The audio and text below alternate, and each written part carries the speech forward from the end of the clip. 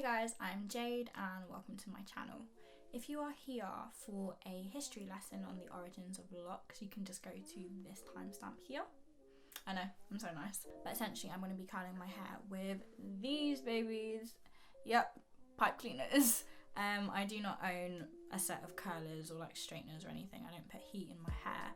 So that's what we got to work with. I don't actually do anything to my hair. I am very lazy, but let me just clear something up.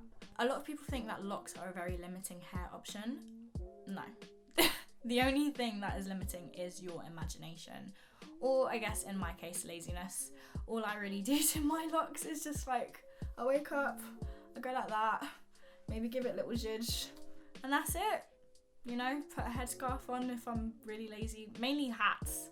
Hats are my go-to. So as of recently, well, the past few weeks, and I'm sure we all have been feeling the same, I guess, just upset with the world, angry with the world, just a whole bunch of negative emotions. Don't know about you, my mental health was, not there. But funnily enough, at the same time, I was feeling very empowered and very proud. So here I am making a video about locks because, again, I am a proud female. I'm a proud black female that has locks. But I've got a message for you guys, I'm sure you know already, but Black Lives Matter. If you didn't know this, get to know. Below I have a whole bunch of resources, how you can educate yourself, charities to donate to, and even if you don't have money, what you can still do to support the community. Okay, so for starters, you're going to section your hair into 4.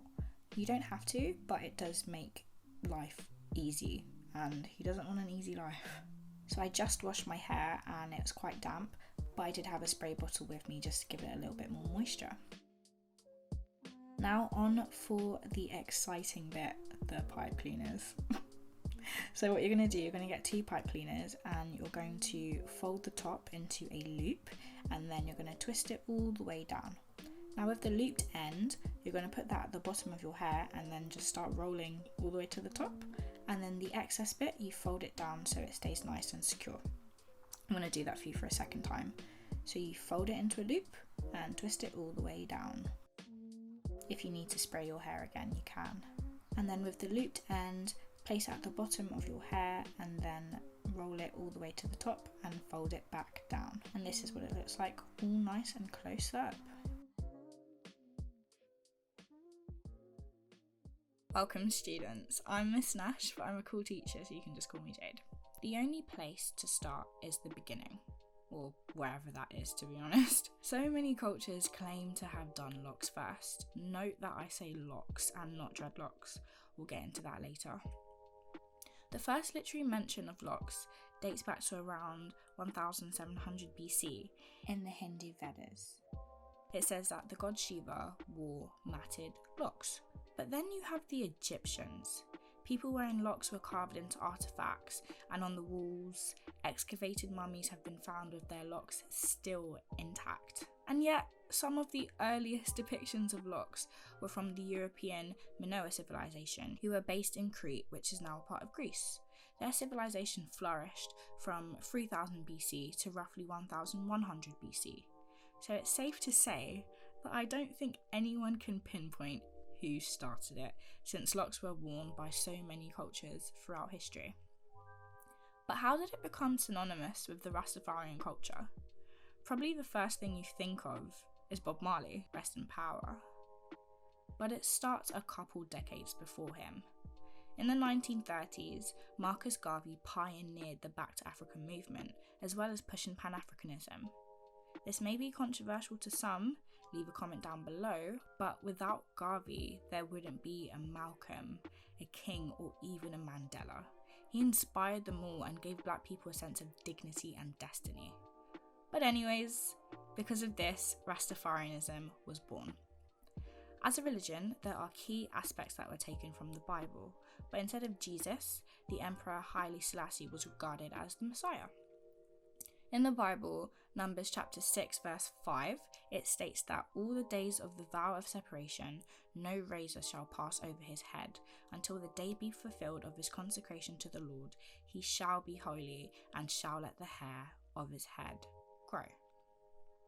So following the Nazarites, the Rastas adopted locks as a tradition of the movement. They also took up a vow upon Leviticus chapter 21 verse 5, also known as the Nazarite vow. They shall not make baldness upon their head, neither shall they shave off the corner of their beard, nor make any cutting in their flesh. So going back to Bob Marley now, and the Wailers, don't forget about them either. They took reggae music out of Jamaica and it became more mainstream. With the popularisation of reggae, there also came the popularisation of Rastafarianism, which became a worldwide movement, and so locks were also popularised throughout the world. You have Whoopi Goldberg in the 80s, Lauryn Hill in the 90s that further popularised the look. Even today, you've got Chloe and Halle, Rihanna even rocks faux locks from time to time. Nothing wrong with that. I mean, in my opinion, with faux locks, you have the look and the length without the struggle or commitment. I had to learn how to accept myself and love my locks. That's a struggle in itself. I've currently been on an 8-year journey with my locks. That is commitment. I've endured bullying, racial slurs, and honestly some not nice things that I will never forget. I couldn't just take them out and rock an afro when I chose to. But that's just me, I'm just hating, honestly, don't even pay me no mind. Locks or faux locks, y'all still beautiful. But there's still that negative connotation that's synonymous with locks. In 2016, Zendaya experienced that. She was slaying the red carpet, serving looks, but this woman had a lot to say. I bet it smells like weed and patchouli. I have no time for ignorant comments, and as Martin Luther King put it, nothing in the world is more dangerous than sincere ignorance and conscientious stupidity. But that certainly wasn't the first time, and I'm sure it won't be the last stupid and ignorant comment or action that black people will receive. We have always taken pride in our hairstyles, but it's not just braids, locks, or elaborate cane rows. Going back to the good old days in our homeland Africa, our hair was used as a way to identify what tribe you were from and also your status in society. But then colonization and slavery happened. One of the first things that happened to the slaves was having their hair shaved off, which stripped them of their identity.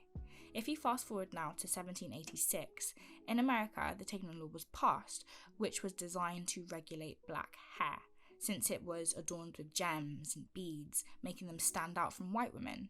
This law now meant that their hair had to be covered.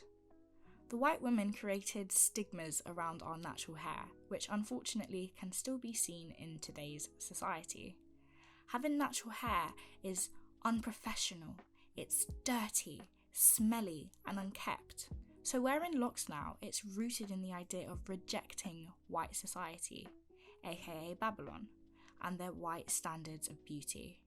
As mentioned before, Babylon says that locks, or in their words, dreadlocks, are dirty and unkept. Personally, I do not like the term dreadlocks. Locks were originally referred to as a dreadful hairstyle by Eurocentric Babylonian Jamaican society. And my locks and our natural hair is anything but dreadful. I am a proud black woman that is slaying the game with my locks. Some might wear their locks for spiritual reasons, cultural reasons, or even simply because you think it looks cool. Whatever your reason, lift your head high because you are supporting a crown.